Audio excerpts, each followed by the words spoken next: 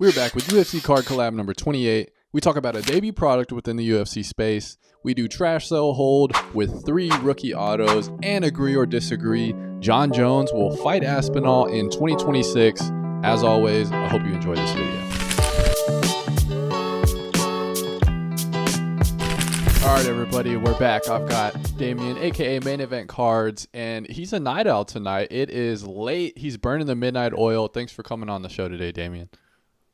Yeah, man. When Zach calls, you've got to answer that phone. And even though it is late, we are getting this one in, and it's a big event. UFC 316.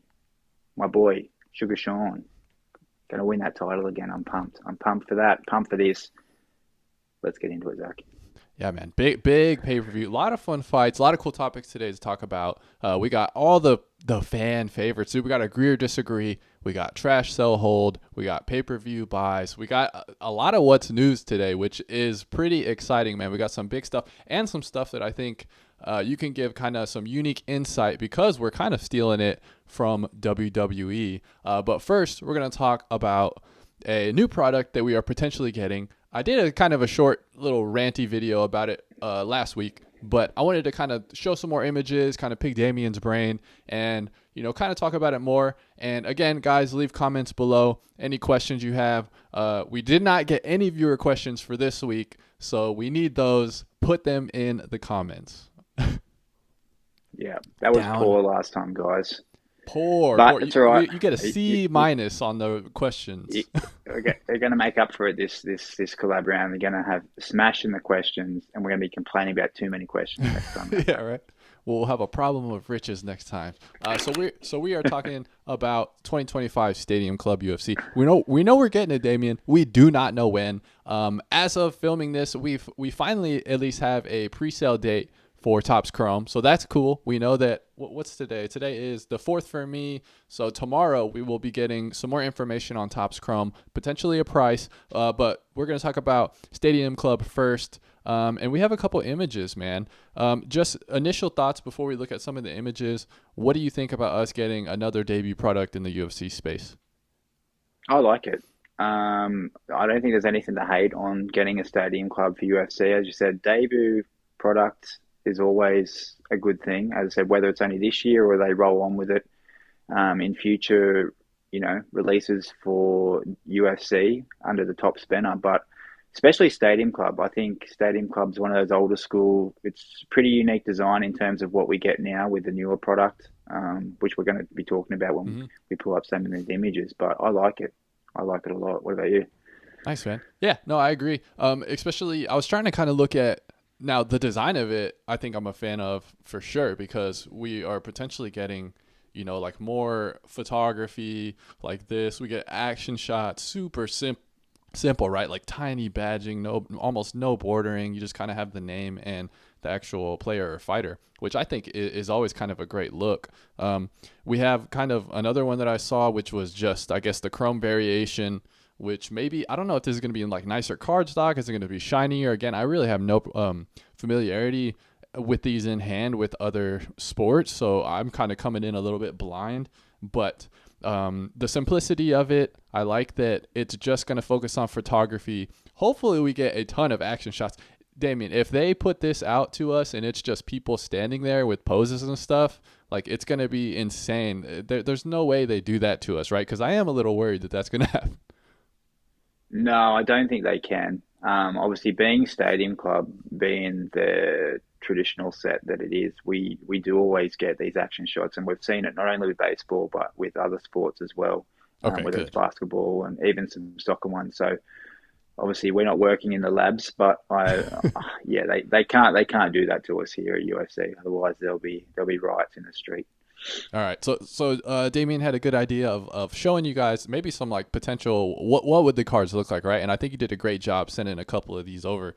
You got a couple of Chronicles inserts here, and like this is kind of what we're gonna expect, right? It's like very simple action shot. You got the brand up top, and then you got the name, and yeah, we'll see what people think about that. But I think that could be a nice little change of pace from what we've been seeing. Yeah, no, I definitely, as I said, like newer product now, it's all heavily focused on on bordering and even funky fonts and stuff like that. But Stadium Club traditionally is a full card design with minimal bordering and even minimal name badges and stuff like that. Which, I was mentioning before, you were mentioning, this, I think, to get a little bit of an insight, we have seen some of these designs sort of highlighted before in Chronicle releases when Panini had the licensing. So we've seen some softer bordering, some smaller, badges for the names, and I think this is a little bit of an insight as to what maybe we can expect, especially that Shevchenko one. I think action shots like that, I think, is what we can hope to expect with a top Stadium Club release. So fingers crossed. Nice, man. I hope so. I hope we get some action shots. Another cool thing about this product is, or what I think is cool, and I'm kind of curious about the pricing here, because we know that I've been doing some research, asking some other people. I think that Stadium Club was kind of a low to mid tier on the pricing for them. So this could potentially be another really low buy-in and maybe like a cheap, fun rip. What price do you think this should be? What price do you think it will be? Any thoughts on that? I think it should be at least under that one. I mean, what was Gold Label? That was around the 125, I think. Yeah, right around I there. think. I mean, I can only hope, because, as I said, I wasn't a fan of Gold Label myself, and that was the cheaper product of the 2024 releases. So I can only hope the Top Stadium Club is replacing something like that, and we will see a very similar price. So, we may see a 130. I don't know, maybe even they crank it up to 150. It wouldn't be out of the range of tops to do something like that. But I think it should be below 120. So I would like to see it between that 100, $120 mark for a hobby box. Yeah, man, that's kind of what I was thinking too. I was thinking I mean, I am scared they're gonna do something crazy, right? Because I mean, they have been doing a little bit higher than they should be with some of these. Now, I say debut because it's debut for UFC, right? But like we saw, Midnight was way too high. We also saw Royalty, which was way too high. Now, those were debut products for tops all across the board, right? It wasn't necessarily just a debut product for the UFC space. So I think maybe that's not necessarily apples to apples comparison, but I am kind of scared that they're going to do like what they did with Midnight and Royalty. And just because it's the first time we've ever seen it, they know people are going to be excited about it, and maybe potentially they know people will overpay for it. So I'm hoping that it is like basically the same price as Gold Label, or maybe somewhere in between. I'm thinking we're going to get, Topps Chrome last year or Topps Finest was like 170. Gold Label is 125. Maybe this is kind of a mid-end and like around the 140s, which I think would be a little too high, but kind of understandable. But I'm hoping, like you said, that it's right there at like 120, 125. I think that would be good. But we'll see, man. You never know what Topps is going to do at this point. I'm a little nervous, if I'm being honest. Yeah, that's fair. As I said, you never know. And I mean, when was the last time we saw a hobby box for less than $120? Was almost, we're going back to 2001 pricing back then. So, dude, yeah, who knows? let's talk about that for a second, because the slow pricing decline has been much appreciated for somebody who's buying one of every product to rip on the channel.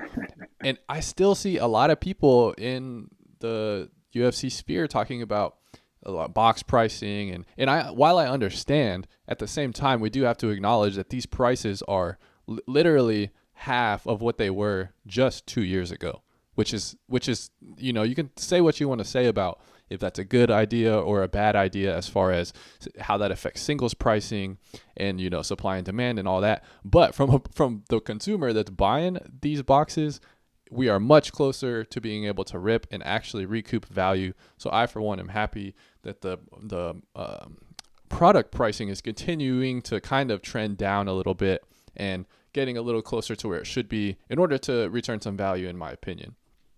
And I got this. Yeah, no, good. Go ahead. No, you're right. Go on. I got this from a comment on that video that I did, and he was kind of giving a little more insight into it. Stadium Club is basic, and this is Biz Sports Cards. Stadium Club is basically comparable to Panini Photogenic, geared towards great photography. It's what baseball collectors have said. I don't think Gold Label would be a good match for that. I would put it in mid tier, somewhere between Gold Label and Topps Chrome. Excited for more UFC releases. So I thought that was kind of interesting, a little more insight into the product itself, and maybe somewhere in the mid tier, Damian.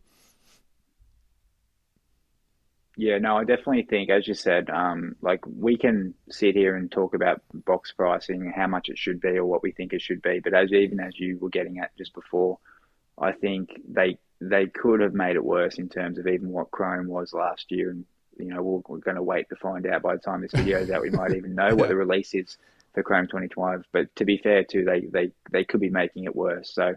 hopefully they keep the pricing fair. And as you said, I think this one is definitely a lower to mid end product. So hopefully it should be one of the cheaper ones for 2025. All right, man. We just mentioned Topps Chrome in 2025, and I am still very interested in what you are going to do with Topps Chrome in 2025. Have your plans changed? Are you still considering getting a box of Topps Chrome for 2025? What is the deal? I'm a man of my word in 2025, Zach. I said I was going to get a hobby box, and that is still the plan to get a hobby box. And Yes. although I would love to see the checklist before I do that, as I said, I'm going to probably end up getting one regardless, just to have. The only thing I will note though is I'm not going to be obviously jumping in trying to find, especially new releases here on this other side of the world now in Australia is not an easy task. I probably Yeah. will be making my purchase within the States still, and then would have to wait on getting it shipped Hmm. back over to here. So I think I'm going to wait till prices cool a little bit because I'm not going to be one of the first ones to get my hands on a box regardless. So I think I may as well wait for a couple of weeks, let it cool off a bit, let the price settle a little bit, and then obviously buy into a box because as we've talked about, I am pretty high on the possible potential for 2025 rookie class for this year. And I think that in itself is enough to get a box just to have a fun rip. And as you said, it's not like we're talking like $500 for a box. Well, if they are $500, then you probably can count me out. But yeah, if it's somewhere around I the, please no. between 200 and 300, I think that's a fair price. So yeah, I'm keen to get a box this year of Chrome, and hopefully some of the designs are nice. And as I said, I'm pretty pumped on the rookie class. Nice, man. Okay, so well, as far as pricing goes, you think 300? What it was 219 last year. What kind of are you hoping that they land around? It all, yeah, I think it's going to be somewhere probably pre-release might be around the 249 mark, I think, and then Okay, obviously so they'll they're going see to how hit us that with the goes from price bump there. this year. Yeah, I think so. Okay, I think they're going What were to. you thinking?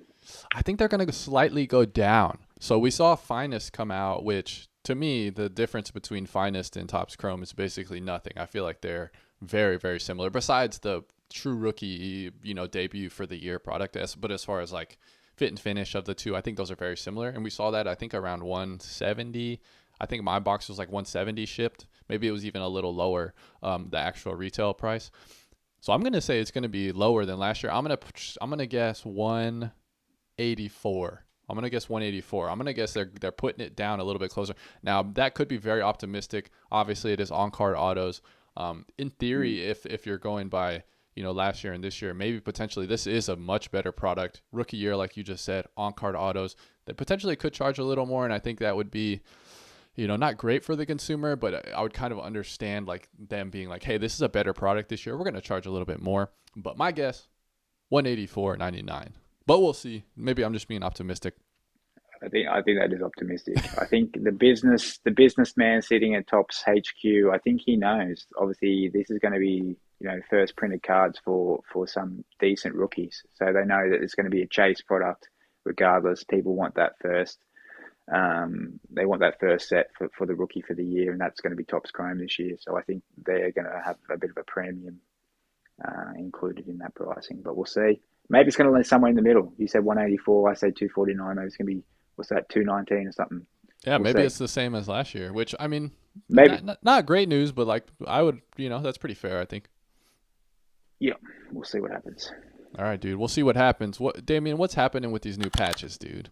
Look at this amazing graphic that somebody made. Somebody's really good at making these shitty I did thumbnails. I didn't know that Jonah Hill collected UFC, but I Yeah, mean, dude, if he's I've hyped ever about seen these new patch this cards. this this is proof in the pudding right there. I mean, yeah, He is Yeah. absolutely pumped, and most Uh-huh. people in the UFC community are pretty pumped too. But I will say a but. Where are they going to be, Zach? Where are these patches going to be? Are they going to be, in the in That's the down the jock room. strap? Are they going to be, you know, stuck to the back of their head? Where are these debut patches going to be? Do you think? It seems like it's been kind of confirmed that it's going to be a walkout shirt, a debut fight walkout shirt. Which we'll talk about that. What do you think about that? It's not going to be on the shorts. It it's not going to be on the shorts. It is going to be on the shirt. Debut walkout shirt patch on the side. What do you think? No, that's like making a chocolate cake with no icing. I don't like that. I think that's they've done a half job there. It has to be on the shorts. Why is it not on the shorts? I mean, is that not the coolest?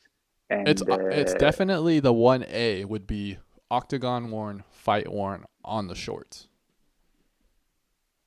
because then it's just like it's still very cool. Obviously, they're going to be wearing the shirt out to the octagon and whatnot. But as I said, like it's 1,000 times better to have it on the shorts that they're going to be wearing for their fight during the fight. I mean, how that as I said, it seems like a no-brainer to me to not to have them there. I'm not sure if it's at a. I wonder if it's maybe an issue in terms of having them there like during a fight. Like, is it something that people can grab onto or Abrasion, help a submission? scratches. I mean, Yeah, I don't know. I could see a weird scenario where if someone is wearing longer shorts, and you put a patch on, and you knee somebody directly in the face on that patch, I could see that potentially causing a cut. Now if you put that like on somebody's butt or something, like that's definitely not gonna get in the way. But yeah, Mm. maybe I was doing the same thing. I was like, okay, why would you do the okay? Let's start here first. I think that a walkout shirt, while obviously not being as cool as fight worn, octagon worn, I do think that that's still pretty cool. Let's go through what's happening here. The person has their fight shirt on. They're in the back warming up, hitting pads with their coach. It is the debut fight. It is tied to the event. It is tied to the fighter. Like, to me, this is a 1B scenario where obviously I would want it to be in the octagon, but I still think this is very cool. I still think that this is collectible. I would like to know the details, Damian. Why aren't they putting it on the shorts? The only real thing that I could think of is maybe Venom is involved and it's a licensing issue where Venom's like, nah, we don't want that on our stuff. On in the octagon, like maybe it's one of those deals where Venom gave the UFC some pushback and they were like, you can put it on the shirt, but we don't want that on the shorts. Maybe like I was talking about earlier, maybe it's getting the patch on the short and the stitching and like the potential abrasion or something like that the UFC is worried about. I don't know. Those are the only things that I could potentially spitball and brainstorm that to me would make sense as to why it is not on the fight kit in the octagon. I definitely agree. As I said, it's not like, hey, I've got this card. Do you want it? Like, I'm definitely going to take that card. And it's still very cool, as you said. The fighters, got that on, warming up in the back. Even if they're not worried, even if they're not got, even if they're shirtless, warming up, whatever, they're putting their shirt on. They would coming out to their walkout for the very first fight in the UFC. It's still a very cool, unique, specific relic that, as I said, everyone's going to want. But back to, as you were mentioning, all those reasons that you said why it couldn't be on the shorts. I didn't give thought to that Venom thing, but obviously Tops is owned by Fanatics, who are an apparel brand who make sporting apparel. That could be a very viable reason, or maybe it is as we're getting at a commission thing. Like commissions won't approve of it because, as you said, it could be somehow dangerous in terms of what the sport is for mixed martial arts. But whatever it is, that's how it is for now, and maybe that'll change. If it is a Venom thing, who knows? Maybe Fanatics get the licensing to make the fighter stuff whenever the Venom deal runs out, and then we do get them on the shorts eventually. But still a very, very cool thing, and everyone's pretty pumped about it. So, Mm-hmm. as you said, that was news to me that you said that they're going to be on the walkout shirts. But I'm glad that that's been sort of specified because that was leaving people in the wind there a little bit at the announcement. Oh yeah. So talking about, do we think this will be successful or not? So I found the MLB one. And now this is on the shirt, right? So this is like you're seeing this during the game. You're seeing if they put this on the shorts, you'd be seeing it during their fight, which I think would be way cool. Now technically you could see it during the walkout too. Sometimes they show the walkout, sometimes they don't if it's like an Apex fight or something. But dude, this card is so expensive, man. 1 million. Now this is a huge prospect, right? So it's kind of, who knows how the UFC is going to view it. But like this is more expensive than a ton of cards, and we have 2 in like the top 10 sales here. So like I think people are going to value this pretty high, and I think it should be a big deal, especially if it looks like this. If we get a card that looks like this, where it's in Topps Chrome, it is potentially a first auto or a true rookie, and you get an event fighter worn debut patch with an auto, and it's a rookie card. Like I think that is a big chase, man. Big chase. Yep, definitely agree. What product is going to be in? I know it was in Topps update, Chrome update for baseball. They've had it for soccer too. Not sure what release it was in for soccer, but still out in the wind as to what product these cards are going to be in too. So who knows? Maybe they're going to put them in royalty, but yeah, it's going to be bananas in terms of chasing these cards down for sure. It's going to be banana pudding, and we're kind of stealing from WWE here, which is kind of an area that you've been exploring a lot more, and I kind of wanted to ask Damian. So we're stealing from WWE. Do you have any information on how they're doing it? How do they kind of price it in that world? So do you want to kind of talk on that, Damian? So yeah, with WWE, these are still a new thing as well. They're pretty much as new as what it was for UFC. They only announced these a month prior to the UFC ones. So these are the debut patches that the wrestlers will be wearing on their debut match, whether it be in WWE Raw or on the SmackDown promotions.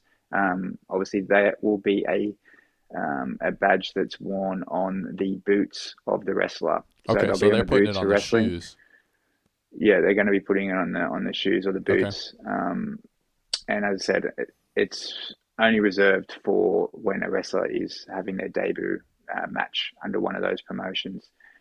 We did have, prior to this, obviously WrestleMania 41 was earlier in April this year, and that was when they did a first ever release of these patches. They did these special commemorative patches for WrestleMania, and I do think that this will be something that they do moving forward. With big events for the WWE like WrestleMania. So they put these WrestleMania 41 patches on every wrestler who wrestled during the 2-night event at WrestleMania. So, and these cards are still also yet to be, put in product and be told to the people which set they'll be released in. So none of these cards have released yet. And as I said, I think the hype for these are very similar to the UFC community in terms of if you're a serious collector for WWE, then of course these are the cards that you want if your wrestler is going to have one. And I think for the more casuals, as they sort of come in and start hearing about cool things like this, then obviously they're going to get sucked into wanting cards like this as well. Because as you were sort of getting at before, when we're talking about rookie patches with on-card autos and their specific patches from a specific event, especially something that is so unique and so special as a debut wrestling match or a debut UFC fight. This is as cool as it gets in terms of collecting something.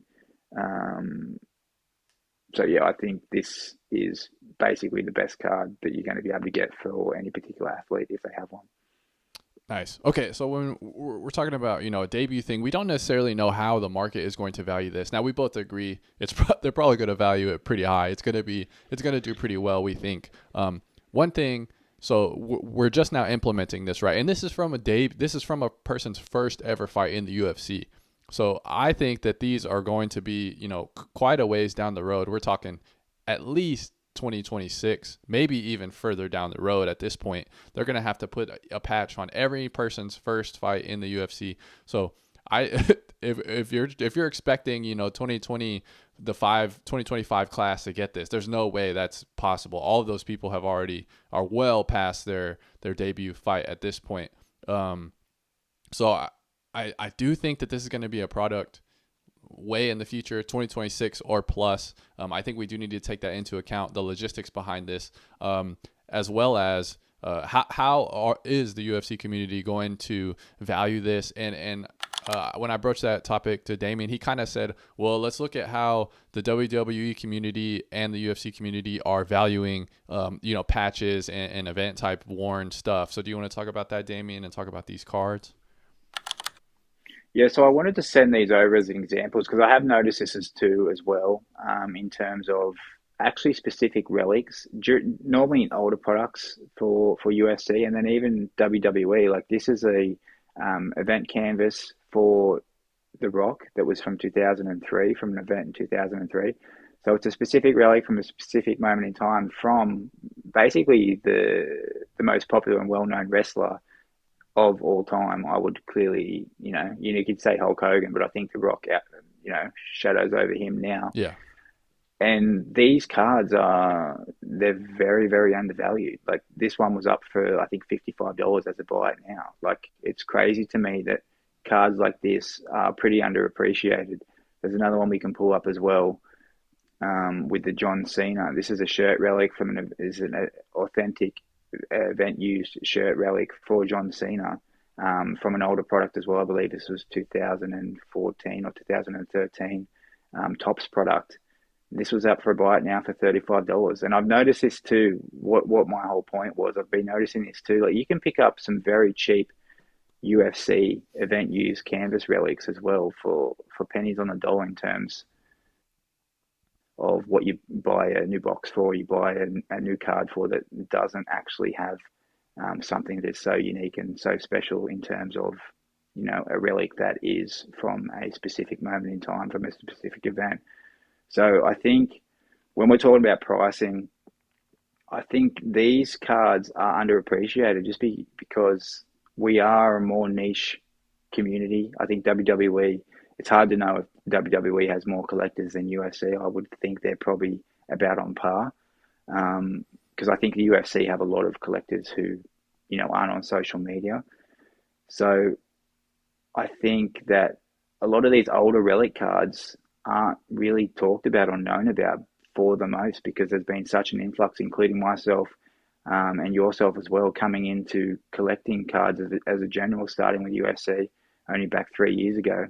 And only through content creation, I do a little bit more research into former products and you even know that these cards exist. So I think when these cards, get discovered more and become a little bit more widely known, I think then they will gain the appreciation. But I don't think you can sort of use that to say that they'll be underappreciated for these, debut patches, because these debut patches are going to be very, very highly marketed by Topps and card collectors in general. So we're even here talking about it, and as you said, we could be very much well away a year from when we're going to get these cards, and we're already sitting here speculating and talking about them. So they're going to get the coverage that's going to push those numbers in terms of sales. Nice. Yep. Only one way to find out. We're just gonna have to wait and see what they give us, when they give us. So Damian, if we're ranking these as far as like a rookie card, where are you gonna kind of put this? Do you think this is gonna be the number one thing? Does it depend on what product, when it's released? Kind of what's your initial thoughts on that? As I said, what gets better? Well, how can you make a better card than this? Yeah. Short and sweet. Like that's other than a good point. other than like fight tape or something, like we had, some of the fighter tape relics in very earlier Topps products, which is even cooler than almost a patch that was on a shirt, because this is tape that's used throughout the whole fight. Yeah. But the fact that we're getting a specific relic, which everyone wants specific relics. I don't know anyone who sits here and can say, oh no, I'm happy with my non-event used or non-match specific relic. Everyone wants a specific relic. Everyone wants a capture a moment in time, because that's what we're collecting. You're getting the on-card auto at the same time. As I said, I can't see a way that there is going to be a better card than this for that debut fighter. Nice, man. Love it. We're excited about the patches, and you know what I'm excited about, Damian? I'm excited about getting angry. It's agree or disagree. Agree or disagree? That is the question.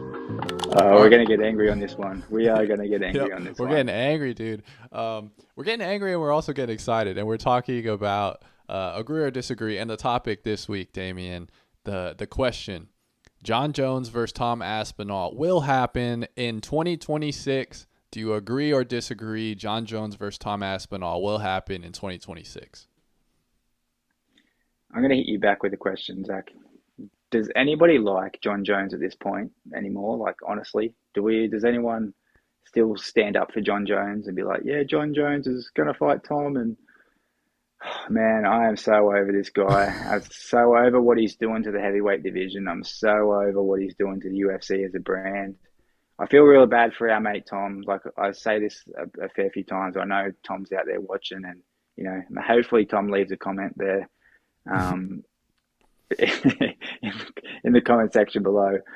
But I think Jon Jones, he knows he can't beat Tom physically. So that's why he's going to this mental warfare of, you know, doing everything online, stuffing around him in terms of his preparation and fighting and holding up his career and just doing everything he can other than fight the guy.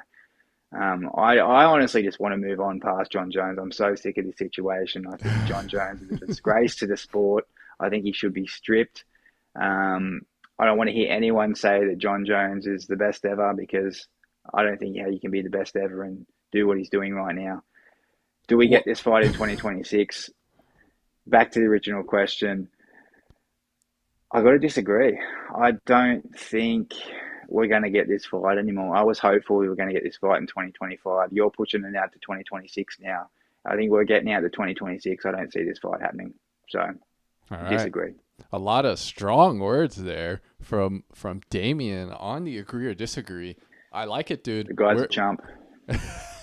we are in a disagreement here. I won't even get into you claiming Jones is not a GOAT or whatever because of this type of stuff. We're going to totally brush that off the table. I want to talk about the question, is it going to happen in 2026? And I do have I completely agree with one sentiment you had. I think what could be happening here is some very high level, I don't like it, but I think it is kind of a high level mind game that Jones is doing. And now why he's doing that could be, you know, a myriad of things. Is he doing it, like you're saying, just to mess with his psyche? Is he literally doing it as a negotiation tactic to get more money? We may never know why he's doing that. Does he just not want to fight right now? And he's like, I want to fight in like I want to fight in like 9 months or something. That could definitely be it. But there's just not a world where I can see Jon Jones not wanting to try and prove himself and beat Tom Aspinall right now. He's the type of guy who, when people, talk, he's kind of like got the Jordan mentality in my mind, where it's like when people talk shit about him, he's going on Twitter, he's going on Instagram, he's fighting back with fans, dude. You think he doesn't hear everyone saying all this stuff, and you think he doesn't want to try and beat Tom and see the tears and see your tears if he wins that fight? I think he's a psycho like that, and I think he still does want to fight him, and he does want to get this done. Now, I could be being optimistic. Obviously, I don't want to see the same thing happen that we saw with Jones and Ngannou, where like an awesome matchup just falls away because of whatever reason. Now, it is a little bit of a different situation now, but I guess I do think it's going to happen in 2026. Am I just being optimistic, man? I think it would just be too big. It would be too big for the UFC to miss out on. There's been some weird rumors that potentially they offered Jon a boatload of money, and he said he still turned it down. Now, could it be timing? Now, that could be true, but it could also be a caveat where it's like the Ngannou deal. Hey, we're going to offer you the amount you want, but now you have to fight 5 more fights after this one. You know, so I think some people don't necessarily read into those things as much as they should, if it's even true. We don't even know if that's true.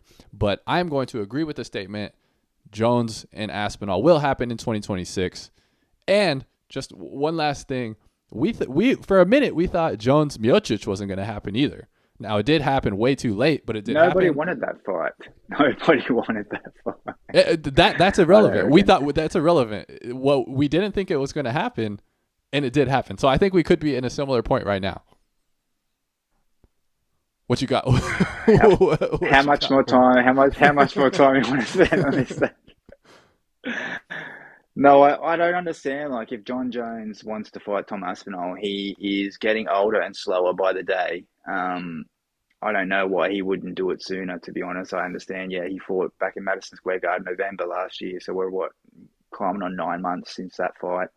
Um, as I said, if he takes the fight with Tom in 2026 or whatever, more respect to him. As I said, I think it's a massive fight. I think it's the biggest fight. I don't know. Maybe he's doing this. Maybe he's playing us all. He's getting us all emotionally involved, like I am right now, taking the bait, and he's making it the biggest The UFC master fight troll. of all time. Who knows? That could be something too. Maybe this is just his plan to not only fuck with Tom mentally, but he's also trying to, keep this fight stringing along for as long as he can, before making an announcement. But yeah, I don't know why this fight hasn't happened yet. I don't know why we haven't had an announcement yet. And as I said, the way that it's all been handled, I think reflects poorly more on the UFC than what it does even Jon Jones, in terms of, Completely UFC agree. should be doing, because as I said, I actually like the state of the heavyweight division at the moment is in schmozzles, and it has been since Jon Jones decided that he wanted that title. Even getting the Stipe fight was a massive sort of circus in terms of how that fight went and how long it had to take before he, actually took that fight and whatever. But yeah, I don't know, Zach. I hope we get that fight for Tom's sake. But as I said, I think it has the makings to be the biggest UFC fight of all time if and when it does happen. But I just don't think we see it at this point, because I don't understand why we haven't already. If Jon Jones is going to take that, because as I said, I think he's only getting older and less physically capable of beating someone like Tom Aspinall at this point. Yeah, no, I completely agree with you kind of saying the real blame for this whole debacle is on the organization. It is on the UFC. You're responsible for, keeping timelines in perspective, setting dates, keeping things moving. And they strip people for getting injured. They strip people for moving up immediately. And for this scenario, for some reason, they're not stripping him, which again kind of leads me to believe that maybe there is something in the works in the background. Now, I know they have kind of given Jon special treatment in the past on tons of things, right? Tons of things, let's be honest. So this could just be another iteration of that happening. But I also kind of saw this, and this is super rumor mill, man. This is super rumor mill. We know Tom is basically calling him retired, right? He's like, I'm done dealing with Jon. Understandably, he's like, give me other opponents. I completely understand. I feel bad for the guy. But then we also have Jon, whether he's trolling and is a master troll, it could be. But then we have him coming out saying this, right?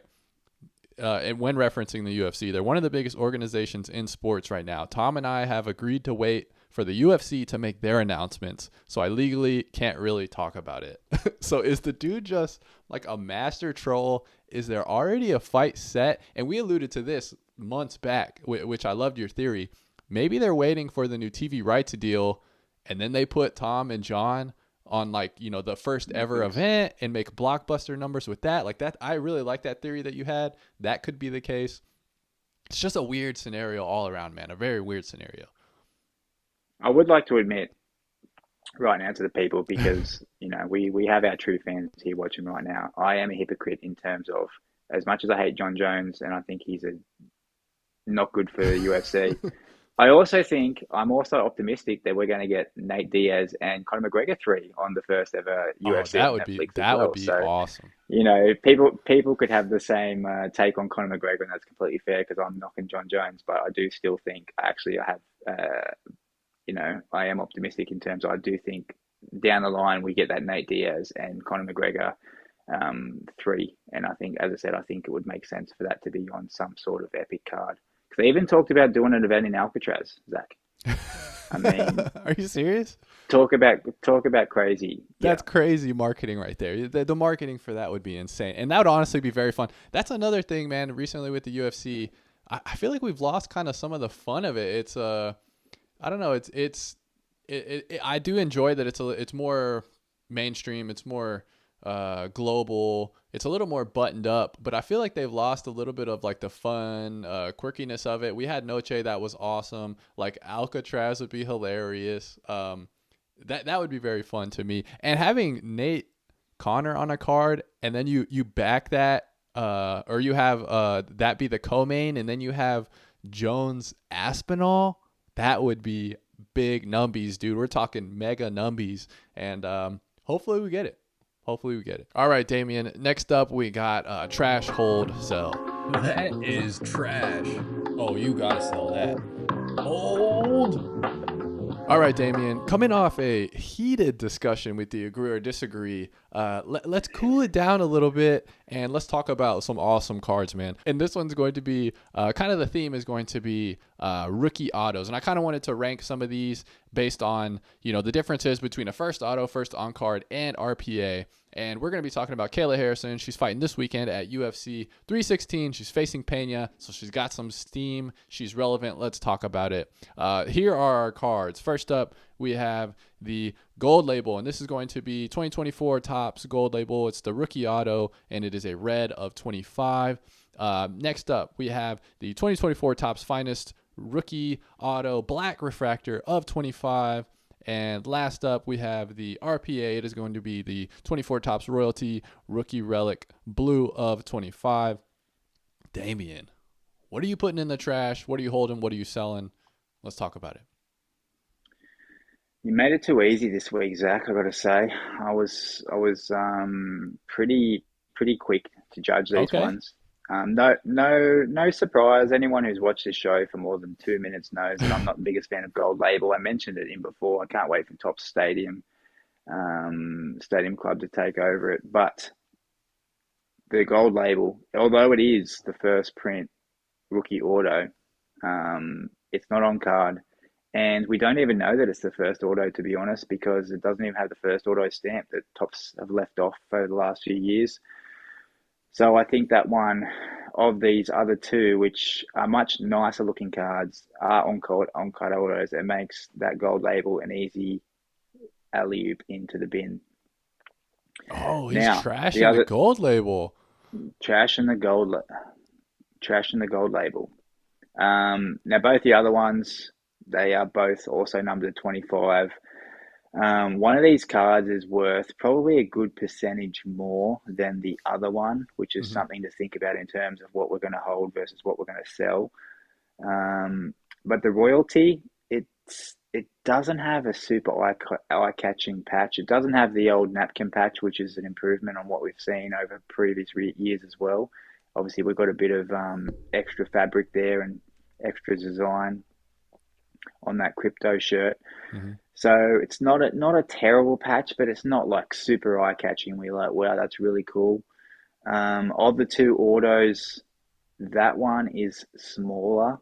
And the image of Kayla is a bit smaller as well, where this, back to this finest, we are getting, I think, the best of the three images. It is an action shot of all these three images as well, although it is a little bit off-center. Not sure why they couldn't have pushed that image of Kayla a little bit more to the right to make it centered. It is the best image, I think, of Kayla, and it does have the best full auto on there. You won't notice if you put all those three together, that one is like the full auto. We've got the extra loop there on the Y, and then we also have the dot at the end as well. So this guy's a handwriting specialist. You working with the FBI, dude? Forensic? Well, I'm taking this segment serious, as all the people should. I think that's the nicest of the all three autos, and I think that's the nicest of all three cards. So that makes it easy choice. The royalty at the moment is the hot selling product. Okay. It's the one that's going to fetch more money. It's the patch, or it's the patch auto as well. I think that's the weaker design of the two. So I'm going to sell that one, and I'm going to be keeping this rookie finest auto, which I think is a very, very nice card and has the best image and the best auto. Nice, man. A little bit different order. We have a couple that are the same, not the exact same order this week, so that's always fun to talk about our differences a little bit.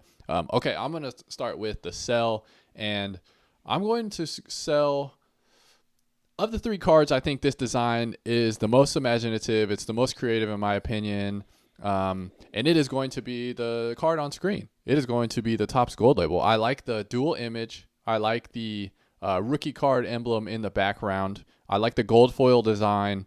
And it is the first auto, which, as we know, Damian, first auto, a lot of people like those, dude. A lot of collectability, very hot whenever you're trying to sell, very liquid.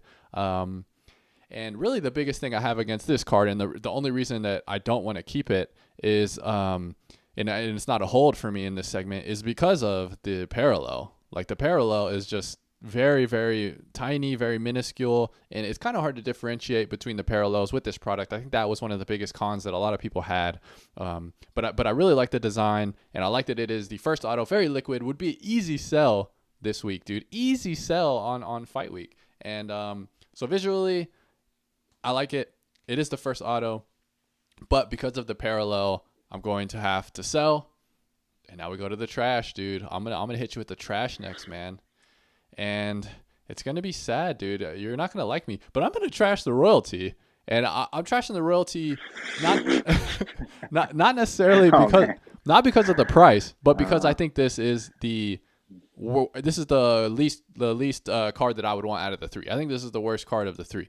And let me tell you why, dude. Visually, I think it's the worst card. I enjoy the royalty designs. I like the intricate line work and all that. But the tiny image at the top, comparatively to like a very traditional card here, good fight stance, and then you got an actual fight here. You got the rookie in the background. You got the rip. You got the dual image. I just think that the royalty design in here is lackluster, as well as this is not event worn. This is not specific at all. It's not fight worn. It's just fighter worn, no specific event. I think that, and we alluded to it earlier with the debut patch segment. Like, nobody wants this. We don't know where this was. We don't know what happened. She probably did she put it on? We don't even know if she put it on. She might have just touched it. It is an on card auto, and we also know that the RPAs are not super sought after. So, of those things, I'm trashing the most expensive card probably in the segment, but I'm keeping Damian. We both kept the right one, which is that makes no sense. But yeah, keep going. But finish strong. Finish strong. It makes no sense. What do you mean? Yeah, it's the least attractive card of them. I don't want to hold it. Let's trash the most expensive card of the three, and we'll sell the one that's going to get less value. But yeah. Because I think it's a better card, dude. We also have to rank these cards on what we think is the best, which hold is the best, sell is second best, and trash is the last. And that's the logic I'm going with this week. But I'm going to hold the 24 finest rookie.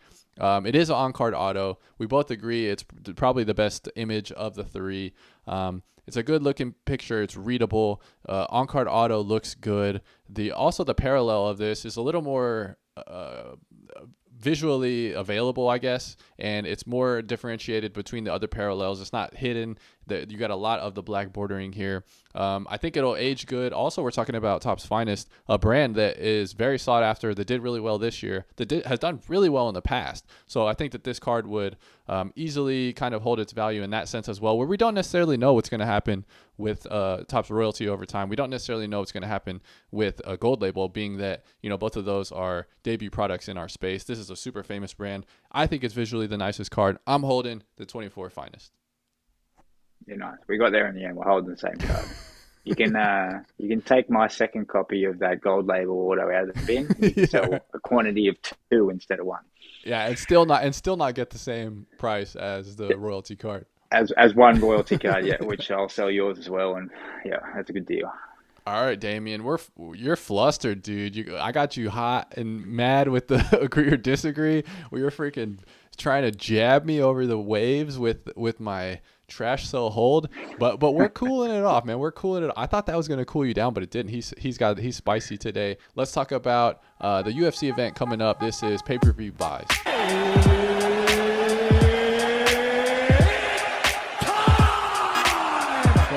PPV Buys. Okay, so we got UFC 316. What is the deal? What's your plays for 316? 316, my boy, headlining the card, Sugar Sean O'Malley. I don't have a lot of cards of Sean actually left in the PC that I would even Like I've got my PC cards of Sean, which of course you'll never see on eBay. But I do have a couple of cards still left of Sean, just ones that I've sort of grown out of. And one of those cards is this beautiful PSA 10 green prism from the debut Panini Prism 2001. Not numbered, but just a super beautiful card. I actually had this one. I bought it in the SGC 9.5, cracked it out, got it crossed over to a PSA gem. And I've actually rebought this card in a raw parallel that's much better centering. For me, this one was not centered enough to hold on to in order to keep it in the PC. And being a PSA 10 too, it's obviously worth chasing the value. Yeah. So this one's up on my eBay. And I wanted to talk about this actually as a good little reminder to people. This one has been up on my eBay for like probably a good year and a half now. It's been up for a long time. It only had 4 watches and it's had 0 views. So what I want to remind people of, if you do have cards up on eBay that you've been up there forever, what I've actually redone with this card, even just getting this card ready for this segment to send it over to Zach now, I actually ended the listing and then I relisted it. And what that does is it puts you back in the eBay algorithm, gets you out of that trash death pile, and it will get your card back in the search engine in terms of when people are looking up Sean O'Malley 2001 prisms or PSA 10s in general. So that is just why I wanted to make a little note to people who are still watching at the moment. If you do, for whatever reason, do have some cards on eBay that have been sitting there for a long time, just you can end the listing, and then you go to your unsold items and you can quickly relist the item, update the title or whatever you want to do, update the pricing, and you can quickly, within literally 30 seconds, have that card relisted and it will be boosted back into the eBay algorithm. But this one is up on for sale as a buy it now. I think I got it set at $119 OVO. So we'll see what happens with Sean O'Malley when he wins that title, if this is the card that people want to be getting into. What do you got? I got, and I am glad that you mentioned the end it and restart it. I did not think about that at all, and that definitely applies to the card that I have this week. But I like the green and red color match, man. This is this is a great card. Yeah, they're beautiful. The green prism, as I said, I've actually rebought just a raw copy of this that I'm going to get graded with CGC instead, just for PC. But that is, this is probably one of my favorite cards of Sean, just because of the image, the shine of these green prisms, especially for 2021. It was a beautiful design. He's got the green shorts on, as I said, and one of my favorite cards for Sean for sure. So I had to get a different copy of this one. Nice, man. I got the Trailblazer, the big mouth. I got Kevin Holland. It's a 2021 Prism rookie, silver. So not the most expensive card, but man, this guy has done nothing but like just like fight. I mean, I looked up a stat. Within 2020, he has fought 21. This will be 21 fights. So with the Luque fight, this will be 21 fights since 2020. That's insane, dude. I saw Matty. Shout out to Matty Mack. I saw him do his post about your boy Jon Jones. But yeah, he mentioned also Kevin Holland 21 times since 2020 is dude, that is a very fun stat. I'm surprising he doesn't get more love, because this is at 0 views, 0 watchers. It like you alluded with the Sean. This has been up for probably like a year now. If he beats Luque, maybe it happens. I kind of don't know if this card will ever sell. But I think visually it is a really good looking card. I mean, it's shiny. This is a really cool image. It's a rookie. It's a debut prism. So like it has a lot of things going for it. And also he's kind of like, now he's not as popular as like a Nate Diaz, but like he's kind of the similar guy. Like he's fun. People love to watch him fight. He's always out there. And he's kind of a fan favorite. So I'm kind of a little surprised he doesn't necessarily get more hobby love. Now he's definitely, I'm not saying he doesn't sell, because he does sell pretty well comparatively to where he is like in the rankings. And his is he ever going to be a champion? Probably not. Although Damian, he did have a pretty close fight with JDM, who we just saw won the belt and who's a killer. So like he's definitely a good fighter and a good guy. But I just thought that was kind of interesting that, he's kind of that like fun, always going to be out there, always going to put on pretty entertaining fights. But I can't move this card, dude. Cannot move it. So maybe it'll happen this weekend. We'll see. Yeah, no, it is a very nice card. As you said, Kevin Holland, he was a little bit stronger back, 2022, early 2023 when he was pushing up towards the rankings there. He was getting some wins, especially when he moved back down to welterweight from middleweight. He was getting some wins there and people were getting behind him because he's a fun guy. He's a fun fighter. He gets in the ring. He talks smack. He's just an entertaining guy all around. He's even an entertaining guy when it comes to, just being himself in the interviews and stuff.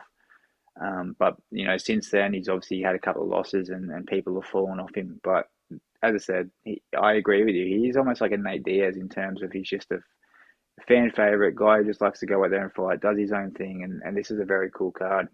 But yeah, definitely try that. I would be ending the listing. As I said, go straight over, just say the item's no longer for sale. You have to pick a reason why you're ending the listing.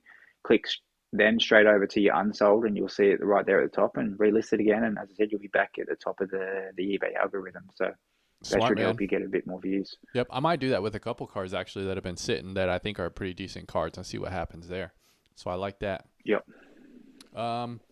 We've already been going for over an hour, man. So like we had more stuff we were going to talk about, but I feel like we got what we needed to, man. And it's been a good episode. We're already, a little bit over an hour.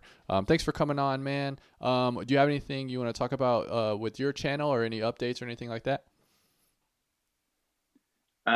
So yeah, I will be back fully in action. As people can see, I'm sort of sitting in a halfway house, but I will be back fully in action. He's in Alcatraz. 2 weeks from now. Yeah, I'm in my prison room, but now I will be moving locations to my own place, and I'll be having my own setup in terms of an office and recording space. So things will be moving upwards. I do appreciate you guys holding in there, especially Zach. Zach's obviously been kept in the loop all this time in terms of my situation, but I do appreciate him. So shout out to Zach. Thanks, yeah, and we will be having a live coming up, Zach.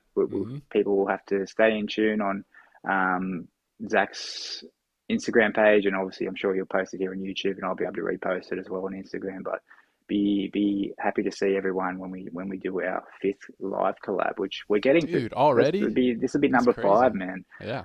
What do we have for these clubs? It'll be I think this is 28 or something now. I think this is 28. I'm including the lives. I'm including the lives in our count. I feel like that we should do that just to pump the numbers a little. And I think this is 28 today. So that's crazy, man. Yeah, no, we're getting through it, and obviously Zach and I are enjoying it. And as I said, Zach's sticking in there with me. And yeah, we're really enjoy bringing these to you guys. And as I said, we're working with everyone in terms of timing and things like that. But we're doing our best to you guys, and we hope that you guys are enjoying it as well. We hope you've left questions, which this video is still running. So take the next 10 seconds, get your questions down there for the next collab. We will answer them on the live or on the collab, which will be on my channel leading into pay-per-view 317. Good luck to my boy Sugar Sean O'Malley. Oh yeah. I am predicting a 2nd round TKO finish. Nice, dude. That's all I've got left to say, Zach. Love it, man. Yep. Thanks for hitting the live portion, Damian. Me and Damian will be figuring out the timing of that. It will be before UFC 317, probably 2 weeks before is how we kind of want to space it, maybe 3 weeks. So we'll kind of figure that out. So it'll probably be in 2 weeks. Maybe we'll have another live set up that you guys can come chill, come have fun in the chat. Come, talk shit to us if you want. We're fine with that. We're big boys. We can handle it. We had some people talking a little shit last time. That was kind of fun. But yeah, we're gonna have some good segments. We're gonna talk about 316. We're gonna talk about some card pricing. Just some fun topics, man. Some fresh new stuff. It's always a good time. Thanks for coming on the channel again, Damian. Always a good time, man. I appreciate it, Zach. Thank you, guys. See ya.